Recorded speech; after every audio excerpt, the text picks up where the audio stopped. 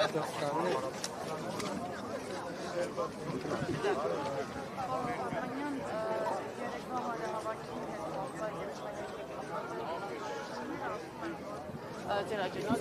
եմ, որ 32,000 եւ ավելի մարդ է մասնակցել, ձեր տպավորությունները, ինչ էներգիա ստացաք եւ նաեւ այսօրվա խորհրդի հետ կապված։ Շատ լավ տպավորություն ստացա, հաջողվեց կարծում եմ երեկվա հանրահավաքը, էական չի թե քանի մարդ էր հավաքվել, 30,000 թե 27,000, դրանից հարցի բովանդակությունը չի փոխվում մեծ հաշվով, այն նպատակ ինչ որ դրվել էր մեր ուղերձների տեղ հասցնելու իմաստով եւ այլն, դա տեղի ունեցավ։ Իսկ այսօրվա խորհուրդը դա անքննարկելի է, կարծում եմ դա նույն բանն է, որ ասես ընտանիքիդ պաշտպանության առումով կամ եթե քո ընտանիքը կամ քո սրբությունները վտանգի տակ են, ինչ կանես։ Իմ անձնական ընկալումը հայ առաքելական Սուրբ եկեղեցու հետ կապված այդ նույն համեմատության մեջ է, այսինքն դա չի քննարկվում եւ ցանկացած երևույթ ես համեմատությունը առիթ ունեցել եմ, երբ որ երկրի տնտեսության վերաբերյալ են ինձ հարցեր ուղղում հաճախ, ասում են ինչ կլինի, եթե սահմանները բացվի, ասում եմ Հայաստանի տնտեսության կլանումն էլ է հարցի լուծում։ Հիմա նայած մենք դա նորմալ ենք ընդունում, թե նորմալ չենք ընդունում։ Դա այդ տրամաբանության մեջ կարծում ստեղ իմաստ չունի քննարկել։ Միանշանակ սա որպես սրբություն ենթակա է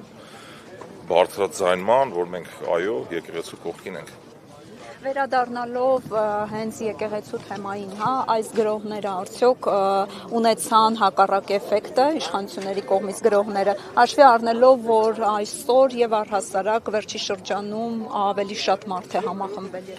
Կարծում եմ որոշ չափով այո, դեռ այն չափով չի ունեցել այդ հակառակ էֆեկտը, որ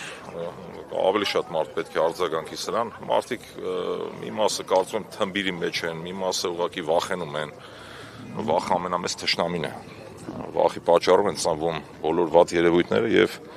ժողովուրդը կամաց տեսնելով նաեւ այս շարժումը, մեր շարժման խորհուրդը, նաեւ առաքելությունը դրա մեջ է կայանում, որ մարդկանց այդ թմբիրից հանենք։ Ես անձամբ այդպիսի օրինակ իմ շրջապատը, իմ ճանաչած մարդիկ տեսնելով ինձ, այն մյուս մեկին տեսնելով մարդիկ ուշքի են գալիս, այսպես ասեմ, մեկ բառով։ Եվ երեկվա այդ հակառակ էֆեկտը, չգիտեմ, ինչպես է չափվում, մարդկանց քանակով թե ինչ կերպ, բայց ունեմ այդ տպավորությունը, այդ զգացողությունը, այդ ինտուիցիան, որ այո, նաև ինչ որտեղ հակառակ էֆեկտը կա։ Եվ հաշվի առնելով երեկվա հանրահավաքի մարդաշատությունը եւ այսօր այստեղ բազմաթիվ ուխտավորների ներկայությունը, ինչ եք կարծում, իշխանությունը կշարունակի այդ ռեպրեսիվ գործողությունները, կալանավորումներ, ավելի կուժեղացնի այդ գործընթացը։ Չեմ կարող ասել ամեն դեպքում տեսնելով այնպիսի երևույթներ, ես երեկ էլ հնչեցրեցի այդ միտքը, որ եթե նախկինում մենք պատկերացնեինք, որ այսպիսի բան հնարավոր է, մեզ կթվար, որ վատ երազում ենք գտնվում։ Հետևաբար դժվար է ասել կշարունակեն թե ոչ։ Բազմաթիվ կարմիր գծեր են հատված։ Եթե այդ տրամաբանության մեջ ենք նայում, այո, կարող է եւ շարունակեն։ Հոկտեմբերի 27-ն այն օրը, երբ կաթողիկոսին մամուլի քննարկում է, որ հոկտեմբերի 27-ն է ընտրված կաթողիկոսին ձերբակալելու կամ նրա հետևից գալու օրը, նաև գործ է հարուցվել այն հայտնի ձայնագրության հիման վրա, սա արդյոք նաև ժեստ է այսօրվա ուխտագնացությունը, որ այդուամենայնիվ շարժում է եկեղեցու կողքինը եւ պատրաստ է կանխել հարձակումը։ Հոկտեմբերի 27-ին ինչ կլինի չեմ կարող ասել, բարեբախտաբար մեր հայ առաքելական Սուրբ եկեղեցին իր ներքին կանոնակարգերով այնպիսի կառույց է, որ անկախ նրանից սրբազաններին կամ կաթողիկոսին կբանտարկեն թե ոչ, իրենք շարունակելու են մնալ սրբազան եւ կաթողիկոս։ Այնպես չի, որ քաղաքացիական պաշտոն չի, որ որոշեն հանեն եւ նշանակեն մեկ այլ անձի։ Դա իրենք շարունակելու են մնալ իրենց դիրքերում, անկախ նրանից որ կարգավիճակում կհայտնվեն։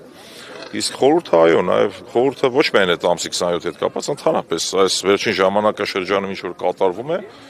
մենք դրան ենք արձագանքում։ Ընդհանուր ձևով։ Խնդրեմ։